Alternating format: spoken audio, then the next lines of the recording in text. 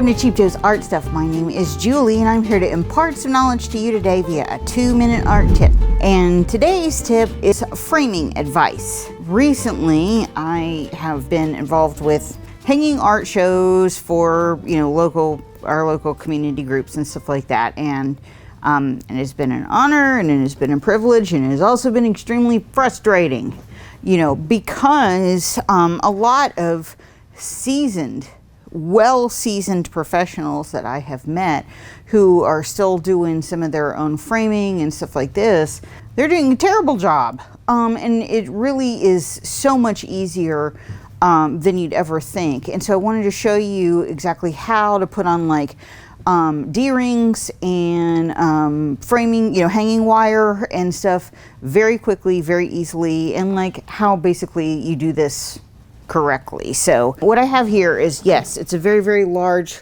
gold frame with a painting of mine that we have already secured in place. So what you want to do first is kind of make yourself aware of the profile on the outside, simply because when we put the D-rings in with the screws, you want to make sure that you're not screwing into the very, very thinnest part of the profile.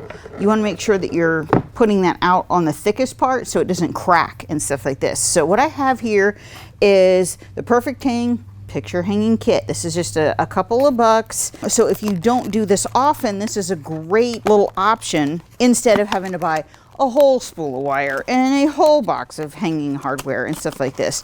This is just exactly what you need to get the job done.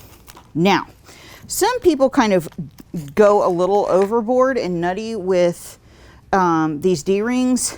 They'll put a 4-holer on something that weighs maybe 5 pounds.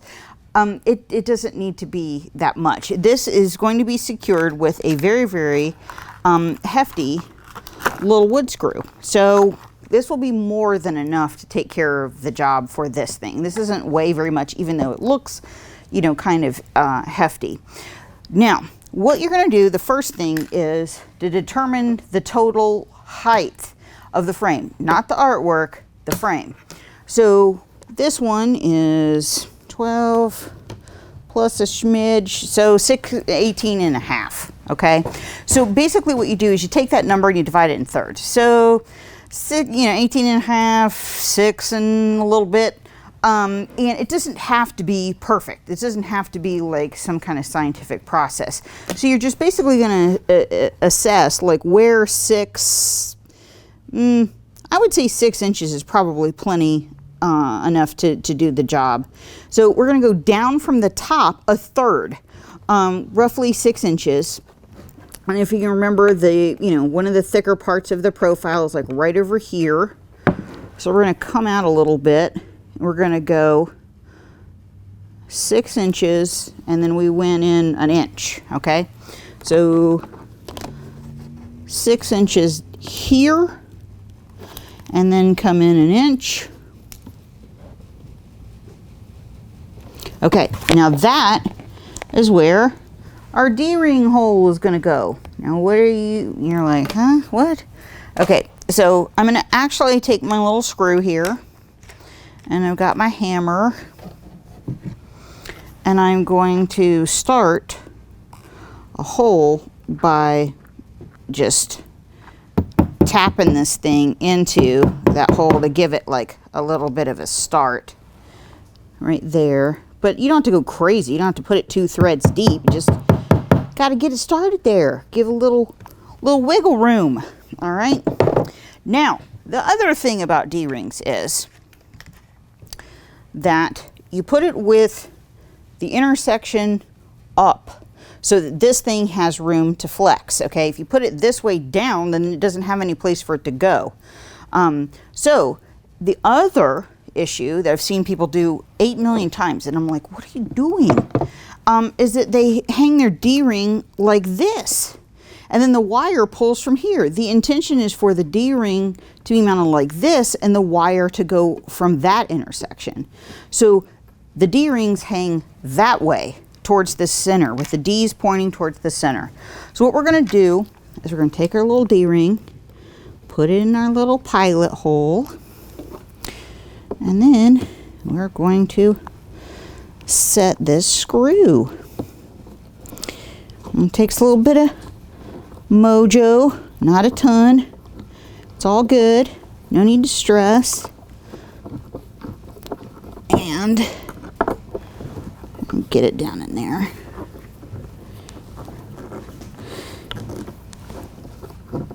Now this doesn't need to be like Bob Vila kind of tight. I mean, it just needs to be in there so it will hold in position and not wiggle all around. So, a couple more turns. There we go. That's good. And then I'm going to do the same thing on the other side. Remember, intersection at the top, the D points towards the center. I'm going to find our little pilot hole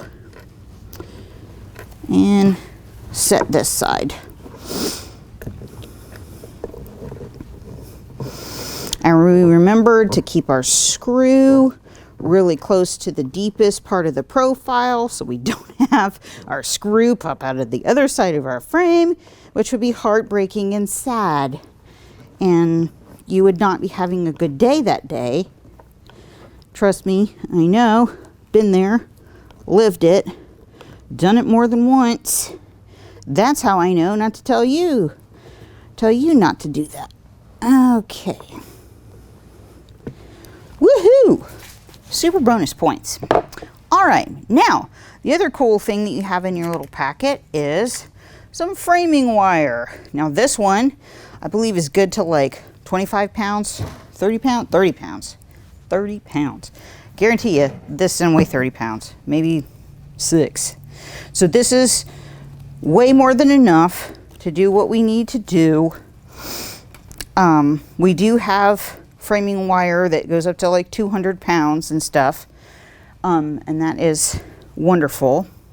Now, the cool part about this is you don't need a ton and they give you way more than enough. So what we're going to do is we're going to just sort of measure and then cut what we need.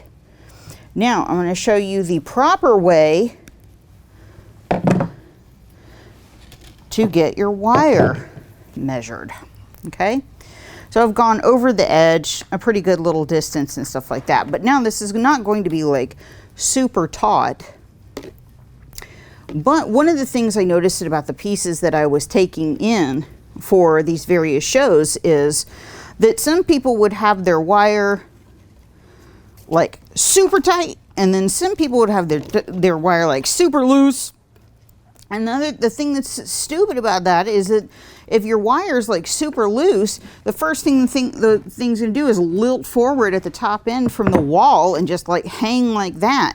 And then the other thing was that some of them from the same artist were tight, some of them were loose, and they're just all over the place. So actually each and every one of those we had to adjust by hand to compensate for how much give there was in each and every one of them, and just basically redo the wire. So now I'm going to show you how you properly string this through the D-ring. So watch carefully, but it's not that hard. Okay, so we're going to lift the D-ring up and we're going to go up from the bottom, and I basically give it like, you know, 6 or 8 inches. All right, so we have the original length here. We're holding it with this hand. We're gonna come up through the D-ring and then go under the wire this way.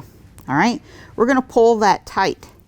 Then we're gonna go back through the D-ring this way so that you have a U-shaped intersection across that D-ring. So you have 2 lengths of wire holding it against that D-ring. All right, then you're going to go at least 1, 2, 3.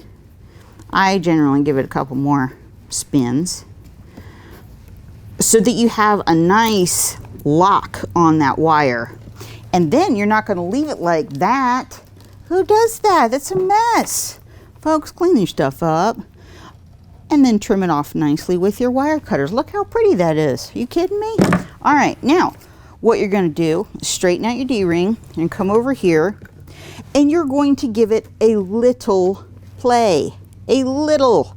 Not this waggly business. What are you thinking? No, come over here and give it just a little bit of play, all right? Then we're going to lift up our D-ring, do the exact same process. We're going up through the bottom, then we're going around the wire, back down through the top, like so. Pull her tight. You have a nice U shape right there. 1, 2, 3, and then a couple extra for good measure because you're clean living. And then we're going to trim it so it looks all professional. Yo, now all we're missing is some bump-ons, folks. Bump-ons, buddy. These are like little silicone cute shoes for the bottom of your frame. So it keeps your frame from bumping up against the wall and scraping your paint, and also keeps them nice and flush up against the wall. So check this out. One finger flex, y'all. Ooh, yeah. Look at that. Looking good. Nice and tight, but not too much, not too flexy. We have plenty of secure hardware there. It's going to hold it nice and tight for a long time to come. So hope this was useful. We probably will be doing some more like simple framing demos for you to see how to do and use some of the tools we offer here at Cheap Joe's. So we hope this was helpful and hope that you enjoy.